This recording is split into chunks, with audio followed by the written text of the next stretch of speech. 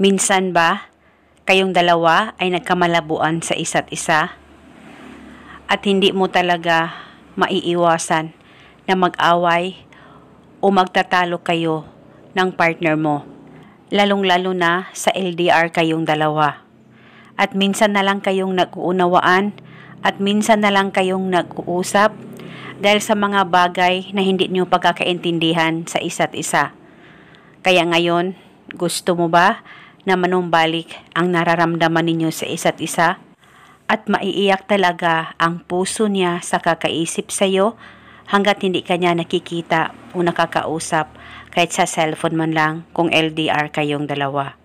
Kaya kung gusto mo, ay gawin itong ritual na ibabahagi ko sa inyo ngayon. Isa itong gabay at isang paraan para mas lalong mapatibay ang relasyon ninyong dalawa ng partner mo. Basta dapat walang pagdududa at pagdadalawang isip sa mga ganitong pamamaraan.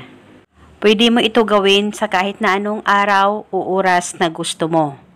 Ang gagawin mo lamang, kumuha ka ng papel at panulat, isulat sa papel ang kanyang tunay na pangalan at apelido ng 3 beses. Dapat alam mo ang tunay na pangalan ng target nang sa ganon mapadali po ang talab nito.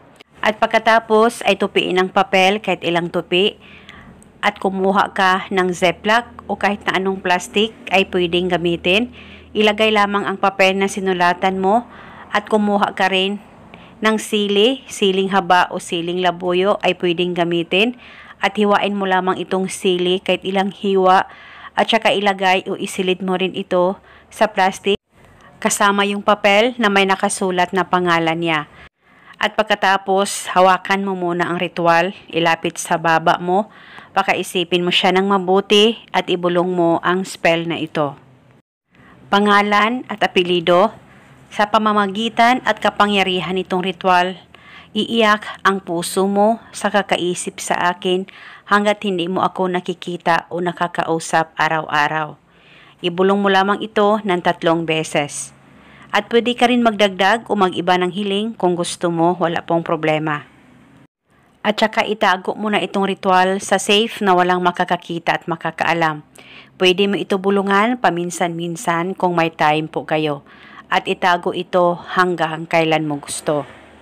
At ito muna sa ngayon. Maraming salamat po sa panunood. May God bless us.